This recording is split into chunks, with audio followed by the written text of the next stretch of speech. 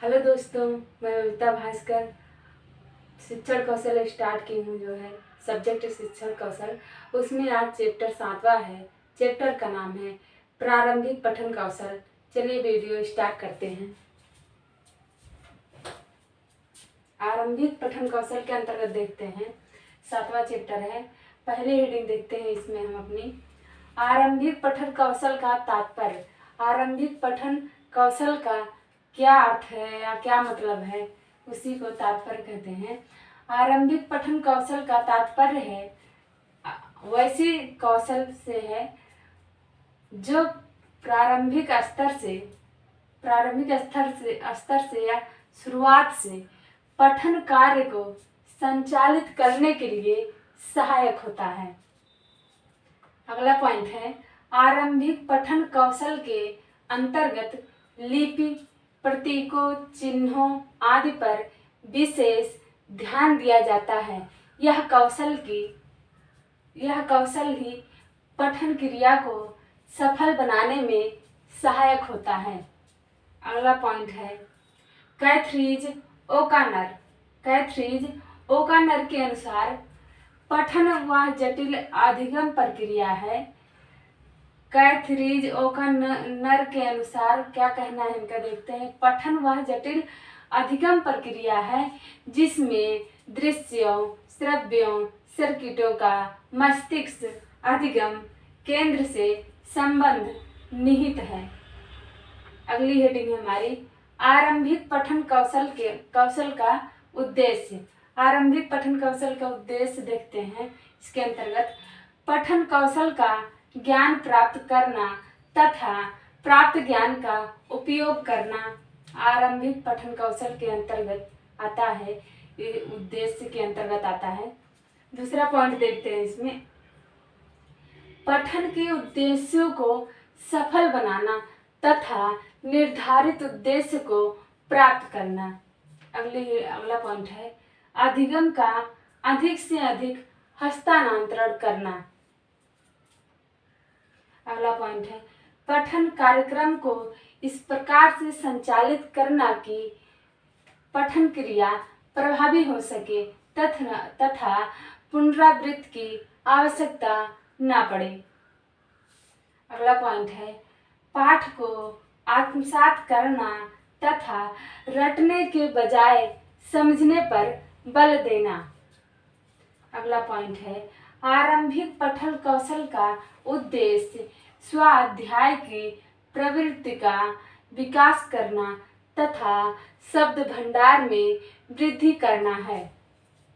अगला पॉइंट है आरंभिक पठन कौशल का उद्देश्य शब्दों तथा अक्षरों का शुद्ध उच्चारण करना है। अगली हेडिंग हमारी आरंभिक पठन कौशल की विशेषताएं।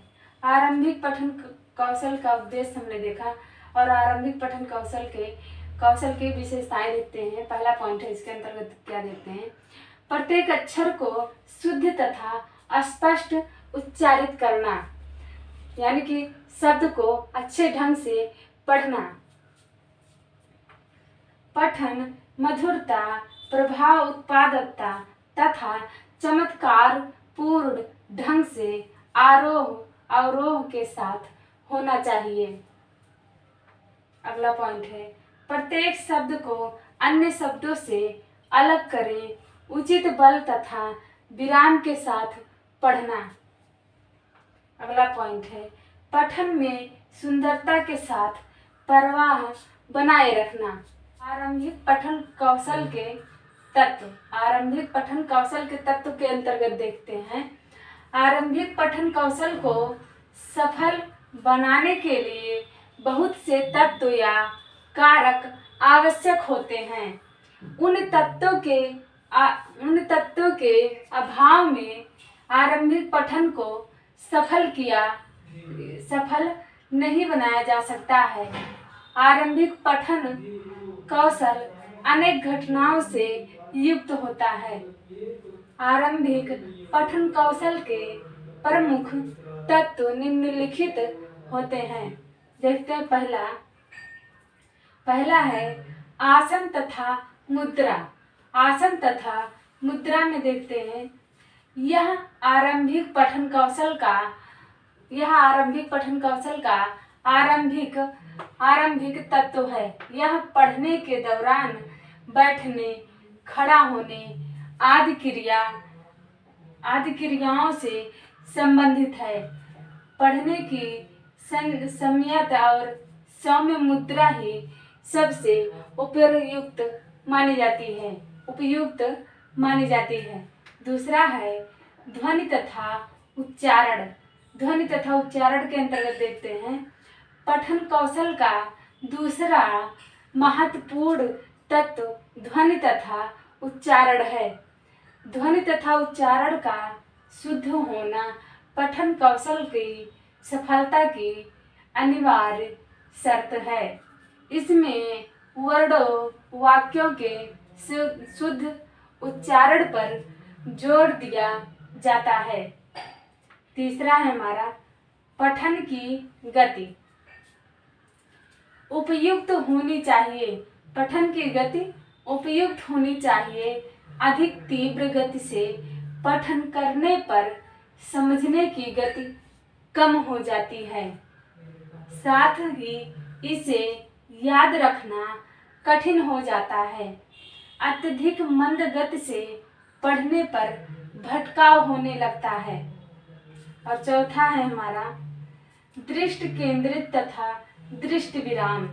दृष्टि केंद्रण तथा दृष्टि विराम के अंतर्गत देखते हैं, पठन कौशल का महत्वपूर्ण तत्व है। पठन कौशल का महत्वपूर्ण तत्व है।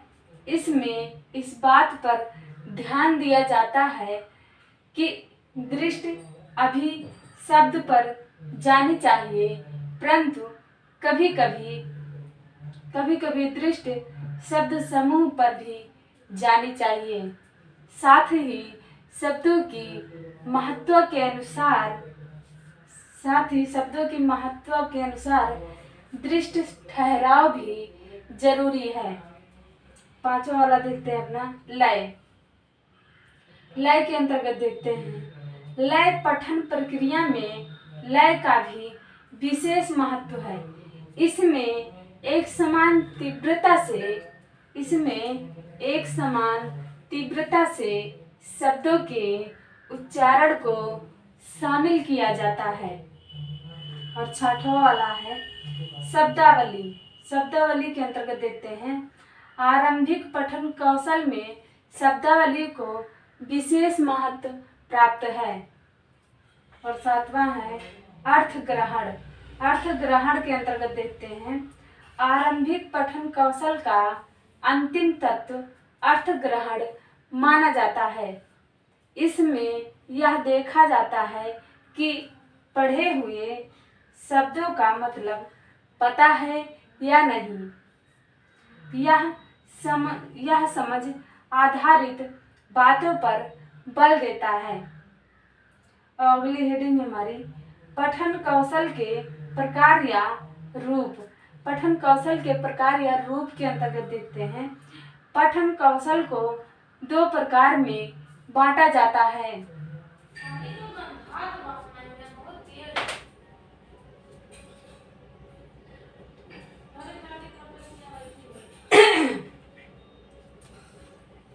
आगे देखते हैं मौन पठन।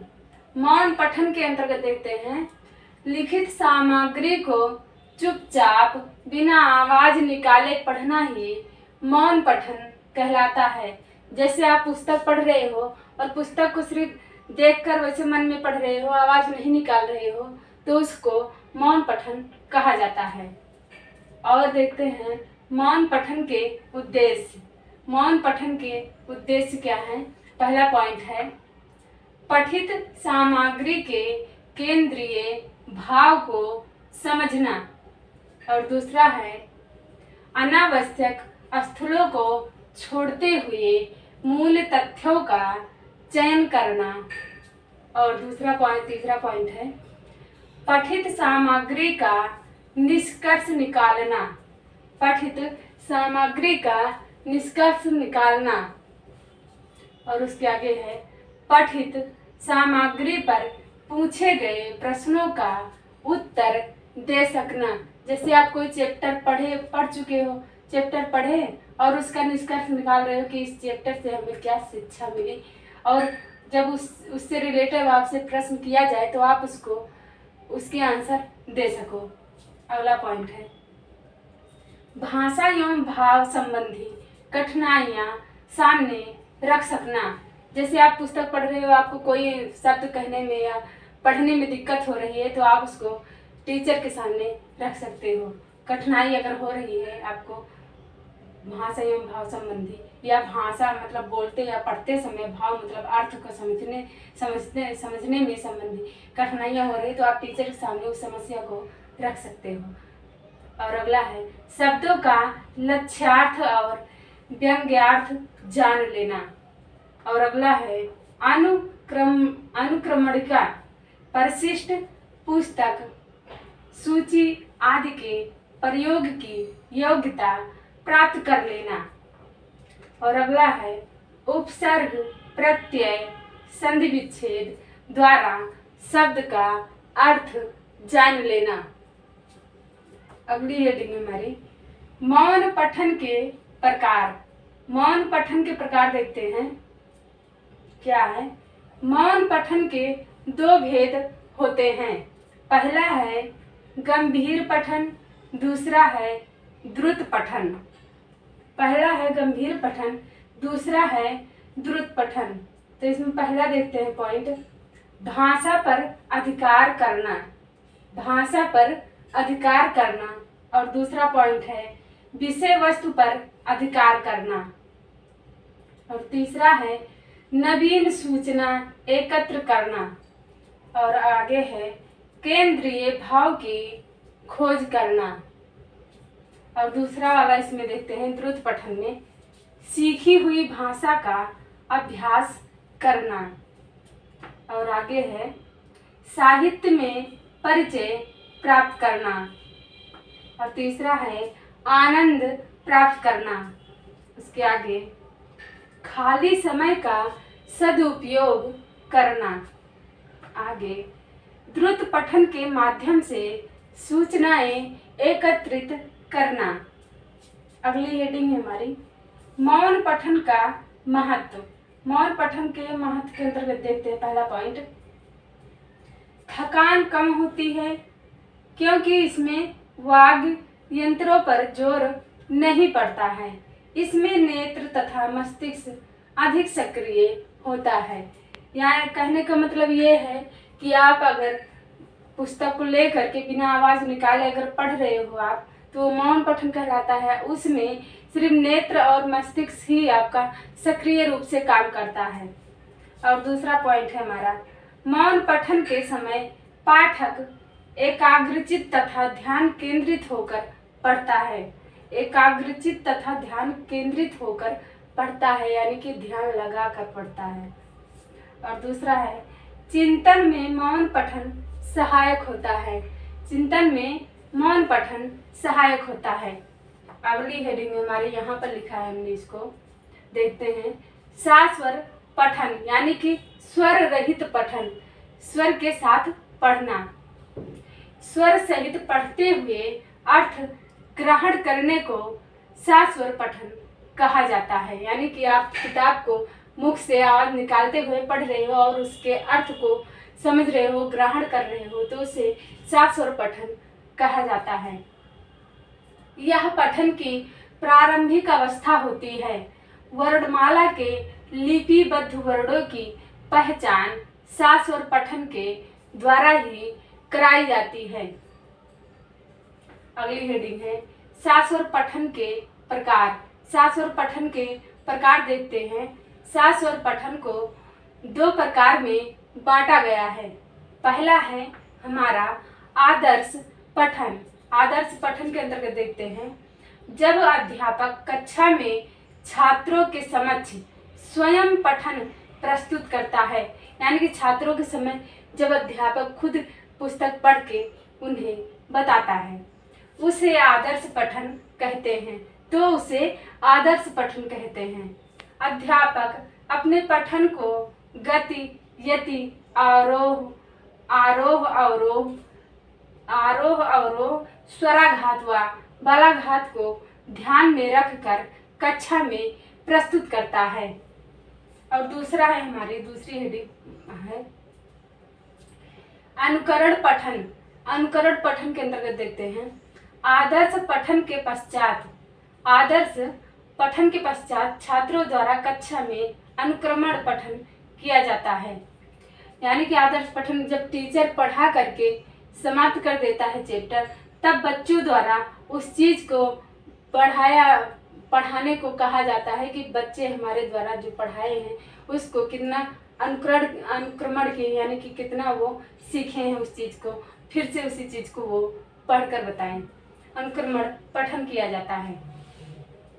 आगे की हेडिंग क्या है? सास और पाठन के गुण।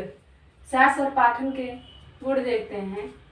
इसमें पहला है शुद्ध और दूसरा है उचित लय एवं गति, तीसरा है स्वर माधुर्य, आगे है अर्थ प्रतीत, आगे उचित ध्वनि निर्गम, इसके आगे उचित पठन मुद्रा, और उसके आगे स्वाभाविकता, इसके आगे उच्चारण, इसके आगे उचित हाव भाव, इसके आगे अंग संचालन, इसके आगे स्वर में रसात्मकता पठन की मुद्रा, इसके आगे उचित बल विराम, इसके आगे प्रभाव उत्पादकता। इसके आगे हम देखते हैं हेडिंग यहाँ पर लिखा है हमने, इसको देखते हैं सास और पठन में अपनाई जाने वाली सावधानियां। देखते हैं कौन कौन सी सावधानियां अपनाई जानी चाहिए। सास और पठन भावना अनुकूल करना चाहिए। सास और पठन भावना अनुकूल करना चाहिए। और दूसरा है सास और पठन आदि करते समय विराम चिन्हों का ध्यान रखना चाहिए। और आगे है सास और पठन करते समय शुद्धता एवं स्पष्टता का ध्यान रखना चाहिए। इसके आगे का पॉइंट है सास्वर में यथासंभव स्थानीय बोलियों का पुट नहीं होना चाहिए। इसके आगे सास्वर पठन में आत्मविश्वास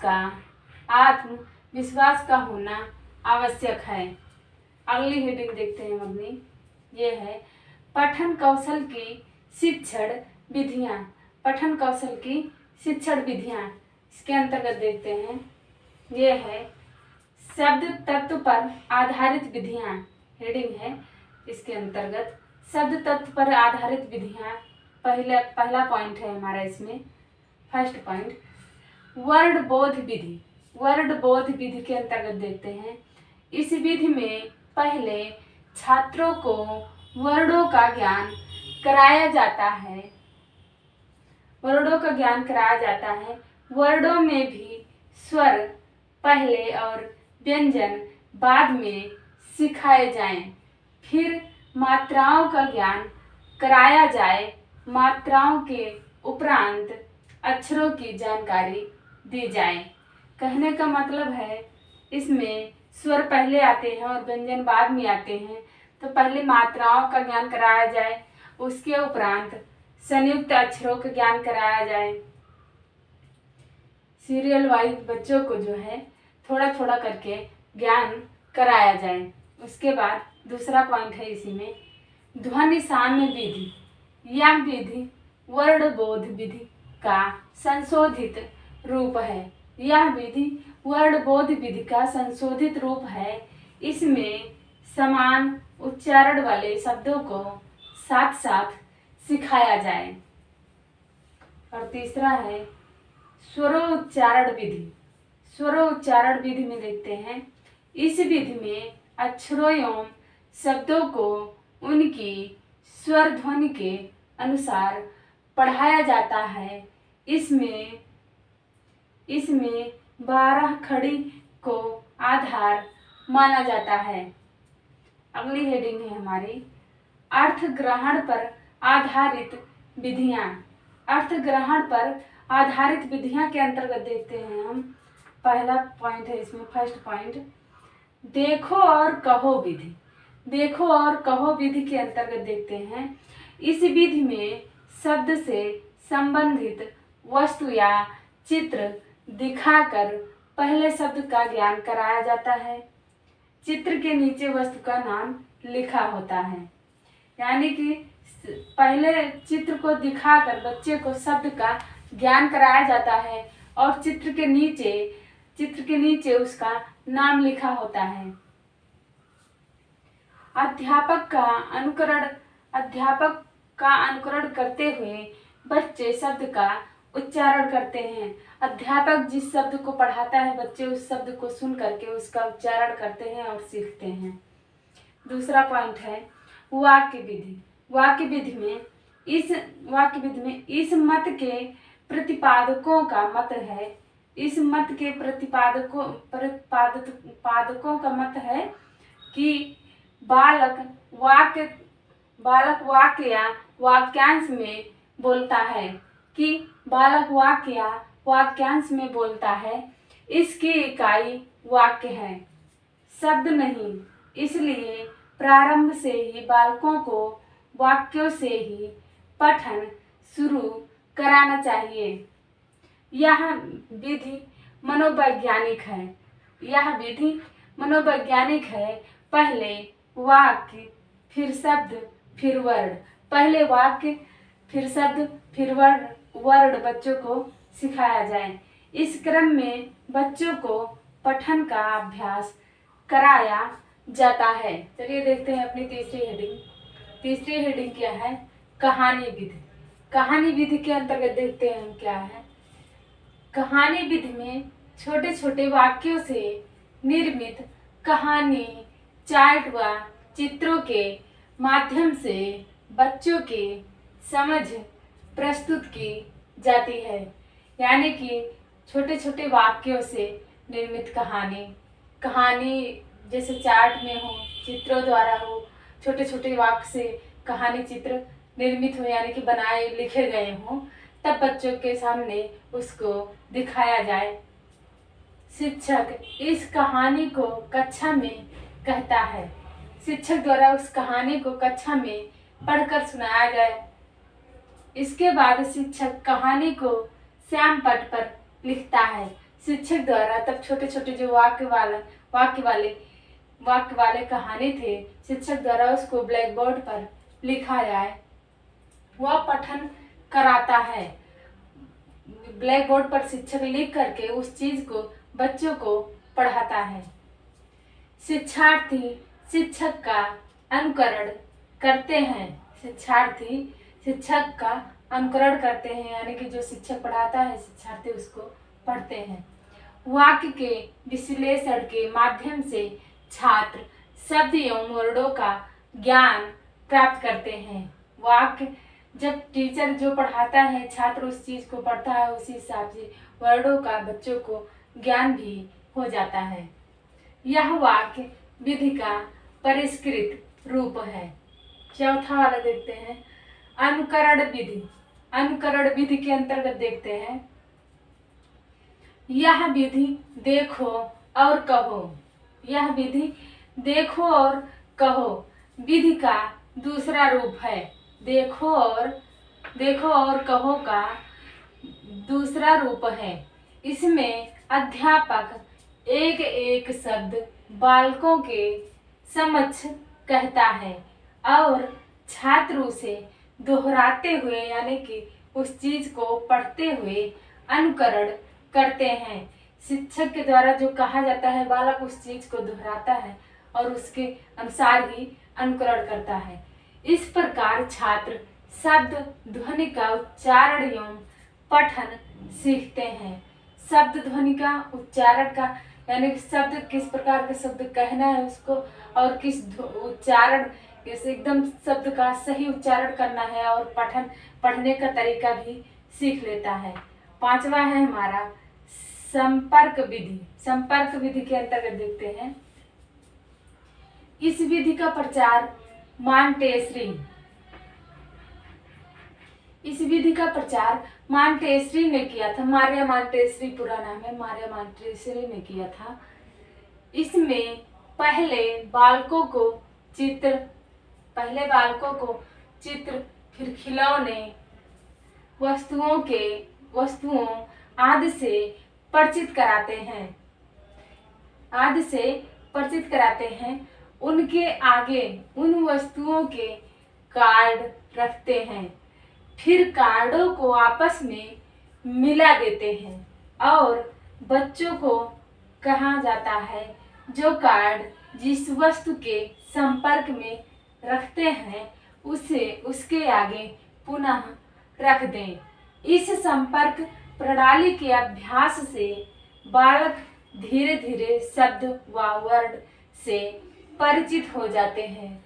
यानी कि जितने भी चित्र हैं उन चित्रों को अलग रखा, उन चित्रों के सामने एक कार्ड रखा गया और उन कार्डों को टीचर द्वारा पूरा एक में मिक्स कर दिया जाता है। फिर बच्चों को कहा जाता है कि जो जो चित्र बने हैं उस चित्र को उन कार्डों के सामने रखें, उस चित्र के सामने रखे। जो चित्र है जो चित्र है उस कार्ड को जब रखे, सही रख रहा है कि गलत रख रहा है, इस अनुभव से वो बालक धीरे धीरे करके शब्द व वर्ड को सीख जाता है। और अगला है पठन कौशल संबंधी त्रुटियां। पठन कौशल संबंधी त्रुटियां के अंतर्गत देखते हैं। पहला पॉइंट है अटक अटक कर पढ़ना। दूसरा है पठन के समय अनुचित मुद्रा, पुस्तक को आंखों के सन्निकट या दूर रखना। अगला है अशुद्ध उच्चारण। और अगला है पठन में गति का होना। अगला है दृष्टि दोष से अक्षरों का ठीक दिखाई न देना। और इसके आगे है पाठ्य सामग्री का कठिन होना। आगे है अक्षर या संयुक्त अक्षरों संबंधी त्रुटियां। अगला है भावानुकूल आरोह अवरोह का अभाव। अगला है पठन संबंधी मार्गदर्शन का अभाव। अगला है अध्यापक का व्यवहार। आगे की हेडिंग हमने यहाँ पर लिखी है, देखते हैं। पठन संबंधी दोषों का निवारण। यहाँ पर हमने पढ़ा पठन कौशल संबंधी त्रुटियां यानी कि कमियां, और यहाँ पर निवारण पढ़ रहे हैं। तो पहला पॉइंट है इसमें आवृत्ति पुनरावृत्ति। आवृत्ति हेडिंग है आवृत्ति और पुनरावृत्ति। इसके अंतर्गत देखते हैं, इसका अभिप्राय यह है कि बार बार आवृत्ति या पुनरावृत्ति के माध्यम से अभ्यास कराकर उच्चारण संबंधी दोषों का निवारण किया जा सकता है। बालक को किसी भी टॉपिक को बार बार अगर अभ्यास करवाएंगे तो बालक सही उच्चारण उस चीज को करने लगेगा और उसकी बोलने की जो कमियां हैं, त्रुटियां हैं, वो सब दूर हो जाएंगी। और दूसरा है वातावरण परिवर्तन। बच्चों को दिखाई जाने वाली भाषा हेतु उपयुक्त वातावरण उपलब्ध कराकर पठन संबंधी दोषों का निवारण किया जा सकता है। और वो आगे है चिकित्सा विधि। यदि किसी अंग में कोई खराबी के कारण या भय, घबराहट आदि के कारण बच्चों में पठन संबंधी कठिनाई है तो उसे चिकित्सकों की मदद से दूर किया जा सकता है। तो अगला पॉइंट देखते हैं अपना। अगला पॉइंट है छात्रों के मानसिक स्तर के अनुकूल। छात्रों के हेडिंग है छात्रों के मानसिक स्तर के अनुकूल पाठ्य सामग्री का चुनाव करना। उसी हिसाब से बच्चे को पढ़ाए जिस हिसाब से बच्चा छोटा हो या बड़ा हो, कक्षा के अनुसार और उसके मानसिक योग्यता के अनुसार ही पढ़ाने का चुनाव करें, पाठ सामग्री का चुनाव करें। अंतर्गत इसके देखते हैं बच्चों के पठन संबंधी दोषों का निवारण तभी संभव है जब छात्रों के मानसिक स्तर के अनुकूल पाठ्य सामग्री का चुनाव किया जाए। अगली हेडिंग है हमारी पठन कौशल का महत्व। पठन कौशल के महत्व के अंतर्गत देखते हैं। पहला पॉइंट है पठन के जीवन के प्रत्येक क्षेत्र में आवश्यक होता है। पठन की जीवन में प्रत्येक क्षेत्र में आवश्यक होती है। पठन की योग्यता न रखने से व्यक्ति संसार की सांस्कृतिक महानता में अपने अस्तित्व का आनंद नहीं ले पाता है। अगला पॉइंट है पठन कौशल ज्ञानोपार्जन का साधन है क्योंकि पाठ्य पुस्तक पढ़ने से तो केवल ज्ञान के दर्शन होते हैं। संदर्भ पढ़ने से ज्ञान की पिपासा कुछ हद तक शांत होती है। अगला पॉइंट है आधुनिक युग